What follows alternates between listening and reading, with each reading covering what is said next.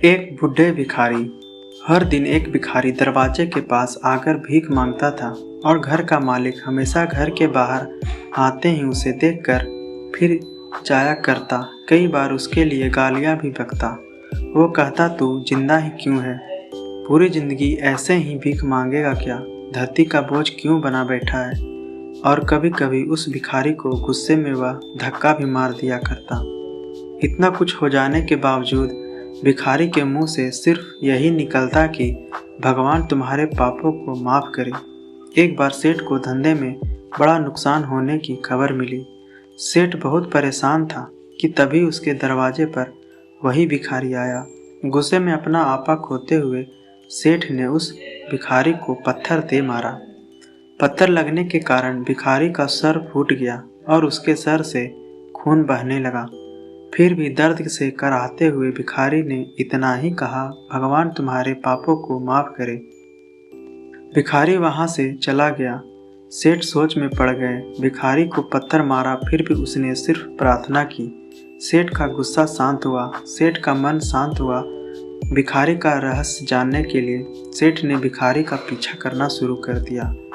भिखारी जहाँ जहाँ जाता सेठ उसके पीछे जाता। सेठ ने देखा कि कोई उसको खाना देता, कोई उसको मारता, कोई अपमानित करता तो कोई गाली देता। लोग भिखारी के साथ चाहे जैसा व्यवहार करते, लेकिन भिखारी सबके लिए एक ही प्रार्थना करता, भगवान तुम्हारे पाप को माफ़ करे। अब रात होने को आई थी। भिखारी अपने घर जाने के लिए लौटा। वो अपने घर पहुंच गया, लेकिन सेठ अब भी उसका पीछा कर ही रहा था। एक पुरानी टूटी हुई खटिया पर एक बूढ़ी औरत लेटी हुई थी। काफ़ी कमज़ोर और बीमार लग रही थी। वह भिखारी की पत्नी थी। अपने पति को वापस आता देख वह खाट से उठ खड़ी हुई। पत्नी ने अपने पति के भीख वाले कटोरे में देखा, उसमें सिर्फ आधी बासी रोटी थी। उसे देखकर वह बोली, आज बस इतना ही मिला, और हाँ, आपके सर से खून निकल रहा है। ये चोट कैसे लगी? बूढ़ा भिखारी बोला, आज बस इतना ही मिला। किसी ने कुछ दिया ही नहीं, सब ने गालियां दी और एक ने पत्थर भी फेंका, इसलिए मेरा सर फट गया। एक गहरी ठंडी सांस लेकर बूढ़ा भिखारी फिर से बोला, यह मेरे ही पापों का फल है। तुम्हें याद है कुछ सालों पहले हम कितने अमीर थे? क्या कुछ नहीं था हमारे पास? हमारे पास हर चीज़ ज़रूरत से ज़्यादा थी, लेकिन हमने कभी दान नहीं किया। और उससे भी बुरा हमने उस अंधे भिखारी के साथ किया जो हमारे द्वार पर भीख मांगने आया करता था। बूढ़ी पत्नी की आंखों में आंसू आ गए। वह बोली, हाँ, हम उस बेचारे के साथ बहुत बुरा करते थे, उसका अपमान करते थे, उसे खाने के लिए रोटी की जगह कागज दिया करते, उसका मजाक उड़ाया करते और कभी कभी मारा भी करते। मैंने कभी उसको रास्ता नहीं दिखाया। एक बार मैंने उसके मुंह पर मिट्टी भी फेंकी थी और वह हमेशा दुखी होकर यही कहता कि भगवान तुम्हें तुम्हारे किए की सज़ा देगा, भगवान तुम्हारे पापों की सज़ा ज़रूर देगा। उसका श्राप सच हुआ और हम इस दुख भरी ज़िंदगी में आ गए। भिखारी बोला, हाँ, उसका श्राप सच हुआ, इसलिए मैं किसी को बद्दुआ नहीं देता।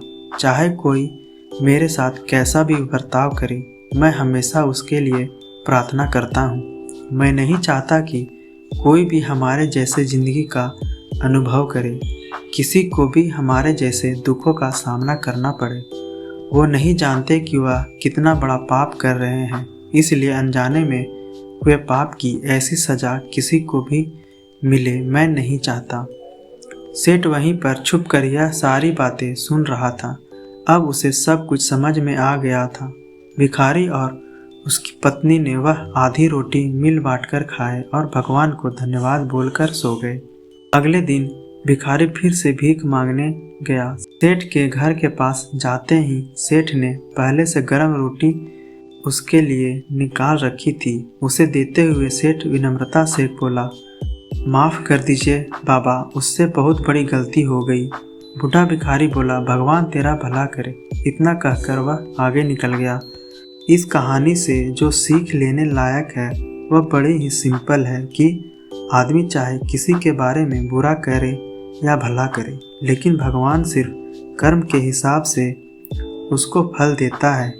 क्या हुआ अगर भगवान नहीं दिखते हैं, लेकिन यह बात बिल्कुल सच है, उसके खाते में सब का हिसाब बहुत बहुत पक्का होता है। इसलिए जब किसी के लिए कुछ भी करो तो अच्छा ही करो।